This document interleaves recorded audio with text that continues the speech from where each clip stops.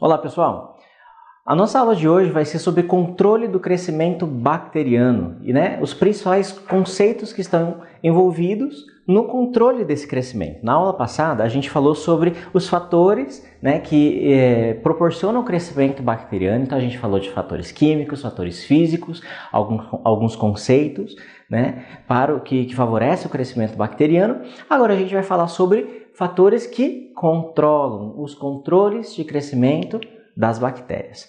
Para que eu possa falar de crescimento e controle, eu tenho que entender o que seria, como que essa bactéria cresce, como que essa bactéria se replica.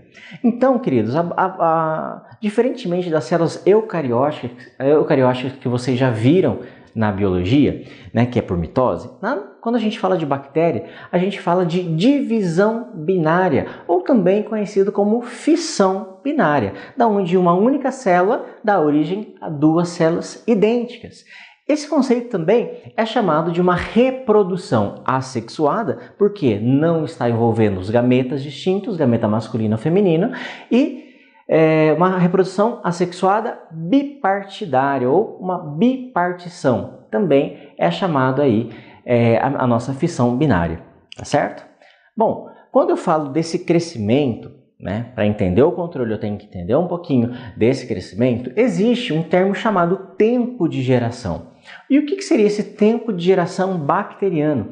É o tempo que a célula utiliza, que a bactéria utiliza para se duplicar, e se tornar uma célula adulta. Então, o tempo de geração é o tempo com que essa célula vai fazer a fissão binária. E no mundo das bactérias, na microbiologia, cada bactéria tem o seu tempo de geração específico.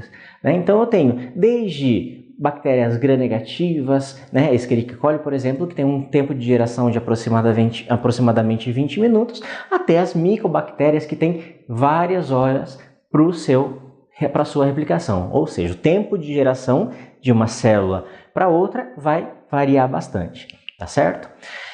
E nesse momento a gente tem que entender como que seria ou como que funciona essa dinâmica de crescimento, o que a gente ilustra pela curva típica de crescimento bacteriano. Nesse gráfico vocês podem ver que existem algumas fases que eu vou falar para vocês agora, que representa o número ou o crescimento do número de bactérias. Então, primeiro, eu vou ter a fase de latência, também conhecido como fase lag. Nesse momento, essa bactéria aqui ela não está se multiplicando, não está tendo replicação. Ou seja, não aumenta a quantidade. Disponível para iOS e Android. Baixe agora!